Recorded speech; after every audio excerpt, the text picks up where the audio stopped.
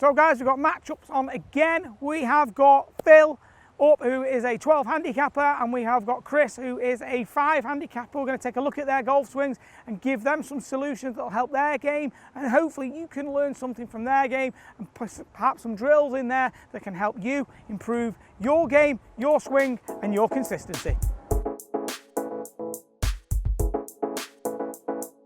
So here we are guys, having another look at some matchups here. We've got 2 players on again. So last time obviously we had a lower handicapper and a mid handicap. We're doing exactly the same again.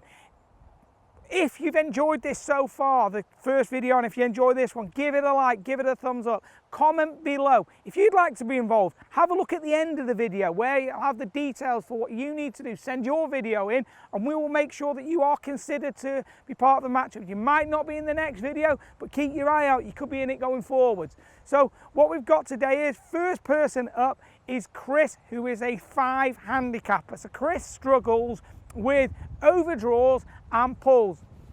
So what we're going to look at is what is actually creating those problems for him. So just get the software up now. We can see here that once we get him into address, stretches for the ball a little bit, weight gets on his toes. Once that weight is on his toes and we start this first move back, we can see first move away from the ball is absolutely fantastic. And then as we get it towards that halfway back position, can't be better right here. Club is set beautifully through the forearm, pointing right back to the baseline there. That is absolutely ideal. We then continue towards the top of the backswing and we see very limited hip rotation, and those arms end up getting a little bit behind the body. So at this point now, those hips have nowhere near to 90 degrees. Now I might say that young lad doesn't have to, but I see this being a massive problem in young players. Don't turn those hips enough. What we'll see now is his right elbow goes behind him as this lower body starts, and now we see right elbow's stayed in the position it was, left arm has got more across the body here, and that golf shaft has got really, really steep. So those hips aren't rotating, or rotating hard, but those arms are really stuck. What we then see from here, he then pushes up really early with the right foot, and then that right arm extends a lot through impact, which is going to give him the variability in face. So the path will get more in to out because the arms are stuck, and the face angle will change because that right arm is having to extend, changing that wrist angle, which will make that face get more closed. Now what we'll do is let's have a look at this from the front view. So from the front view right here, what we are starting to notice at this moment is setup's really good, okay, but from here is the left hip or left side of the body. See, as it starts back, immediately moved off that line. So that's a lot of movement off the golf ball already. And as we get towards that top of the backswing, what we'll see, the body starts to move back towards the target. So as it's moved back towards the target, that's going to make that right elbow get even further behind, and therefore we're stacking that upper body on top of the lower half. What we then see is that lower half really moves early. Those shoulders stay really, really close. Now they're super close. Head goes to the right in order to try and make some room and shallow that club out. Right arm then extends, and we see really gets up on that left toe. You just see these feet are jumping about a lot right here. That left foot jumps back up and then back down. You know, we see a lot of people do this with driver, but not so much with a mid iron. So what is it that Chris needs to do to fix it? Quite simply, a lot of things start to happen because the weight's on the toes. Weight gets on the toes here. What will happen is, as he wants to turn, left knee goes out, right leg wants to straighten, making it really tough to turn those hips. What we then see is from here, as he goes to the top, those arms are technically a bit more behind the body. Then from here, that lower body goes really early, which traps this arm, and therefore that's really into out. And then he has to extend and jump upwards. Both of those things are putting that extension into the right arm, which means that club face has to be manipulated, and there's a lot of closure rate in that toe. So first thing, we're going to look at getting more balanced at address. So being more balanced at address, we're looking at from the armpit here, being through the middle of the knees to the ball of the feet as a vertical line downwards. So draw that on the video, Chris. Then what we're aiming for is feel like the toes are more up inside the shoes. This will really give you the idea of how far away you are from the ball. If you're too far away here, you feel a lot of pressure in the front of your shins.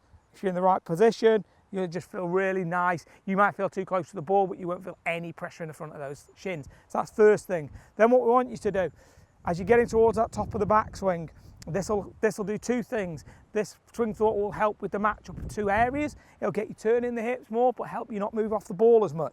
You're going to feel like you turn that right hip more, and you're going to load that right glute.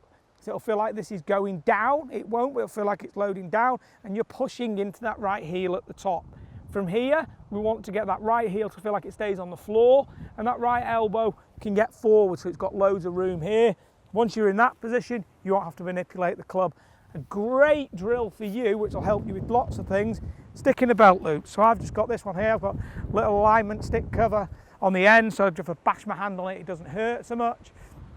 What we're looking at is, take this club back. Okay, so I put it in the belt loops. You could attach it with a bungee cord as well if you didn't want to have it through the loops. So what we'd do is, you've got the visual of making sure I turn, so I create this space, and therefore on the way down, if this turns early and that elbow goes back, you now see the hands are now behind the stick and I'm going to hit it.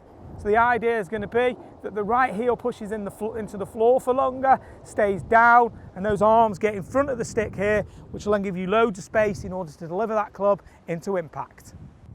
So next golf we're going to have a look at is Phil from Germany. Phil's off 12 handicap, struggles with hooks and early extension in his golf swing, struggles with missed strikes, with vertical strikes up and down the straight face rather than heel to toe strikes. So let's have a look at what he does right here.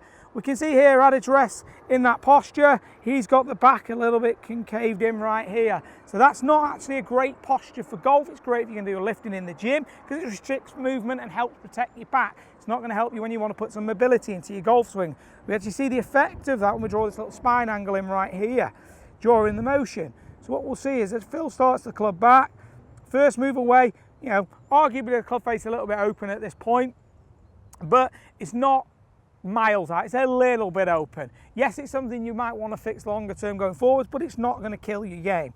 Then what we're looking at from here is, as he continues to go towards that top of the backswing, he loses a lot of head height and the arms go really up. So this is a bad match, because if you lose height, your arms should go back to counterbalance one another. What we then see from here is, in order to try and shallow that golf club, this is where we now see the early extension come in. So if we have a look at it with this line, we'll then see he early extends right here, very, very steep on the golf club, drags it back in with the arms to cut across it, and holding and tilting that face backwards now through impact here. So we can see that club face is open. So that's him in order to try and keep the ball on line. And then from here, so it gets through the shot, but very, very flat-footed at the end of the follow-through. So if we have a look at this swing now from the front view, this is then going to be quite interesting for us. So having a look at it from the front right here, what we'll see is, as Phil is that address there, left hand grip's arguably a little bit weak, which probably contributes to that face being a bit open. At the moment, that's not something I'd change, okay? It would be long term, depending on how much practice time he puts into his game. What we'll see is a lot of head movement off the golf ball. So if we just highlight the head position at address, we'll then see quite a lot of movement off the ball there with that upper body. Now what he does, relative to that line, tilts that upper body back towards the top. At the top, and we can see left knee's gone in whilst upper body's gone towards the target. It's a bit of a killer for him because now he's really, really steep with that upper body. So what he'll do, starts down, upper body starts down first. But what we see is, if we just draw this line across his hips and we take him back to the top, that right hip's really high at this point because he's leaning with that upper body. Head then goes up, the early extension really comes in as he tries to fight that downswing. So then flat foot through the shot as he's trying to save the shot and make sure that ball starts somewhat on line. So we'd have a look at that one there and we'd think that there's a few issues that he's got on the go. So what we're looking at to begin with is setup's pretty good from front view, down the line, back's way to this way. So what happens is, when the back's concaved here, we fall forwards to flatten the back, which allows us to turn. This is one of the things that will affect him being able to pivot how he wants to. So get that, it'll feel like that sort of belt buckle pulling up towards the belly button. Hips will feel like they are more level, which allows that pelvis to rotate. So that's something in the dress that we want to change. As we're getting to this top of the backswing, or from halfway back here, we really want to try and get the feeling of the arms working a bit more across the body, but the key for that is going to be from here, keeping that left knee more stable and feeling the left shoulder having some stretch in this left lat, as opposed to the knee going in and the upper body tilted. Then from here, obviously the right hip stays up, upper body starts down, and then from that position here, trying to shallow it by early extending. And the early extending for me is actually a byproduct of address and in an effort to shallow the club into impact due to the position that he's in at the top and starts that transition. So there's two killer bits that he's got. So we've got two drills that he could do. Number one, fix that leg action going back rather than it feeling that it's kind of collapsing. Get a little band. So band will go across the legs.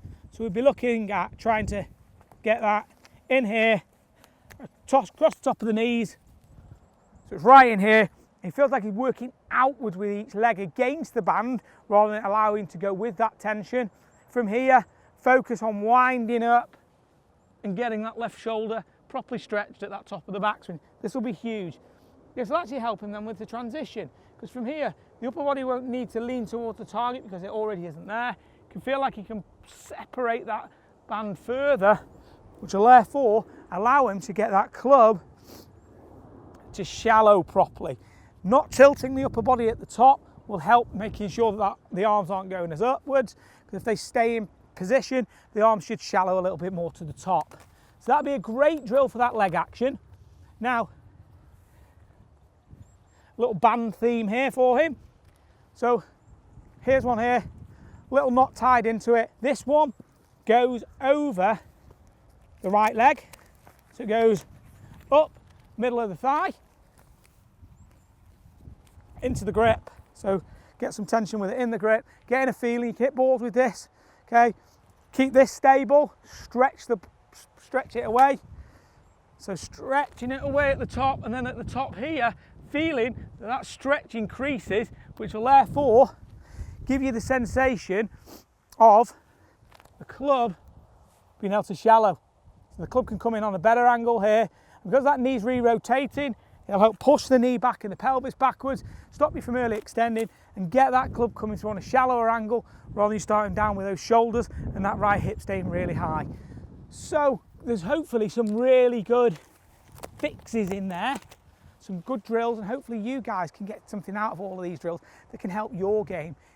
If you've enjoyed this, comment below. If you'd like to take part in it, have a look at the instructions on the screen and link below, and send in your videos. This is a series that we really want to see you guys and really help you improve your game. If you haven't subscribed to the channel, please do so. Thanks for watching, and talk to you again very soon.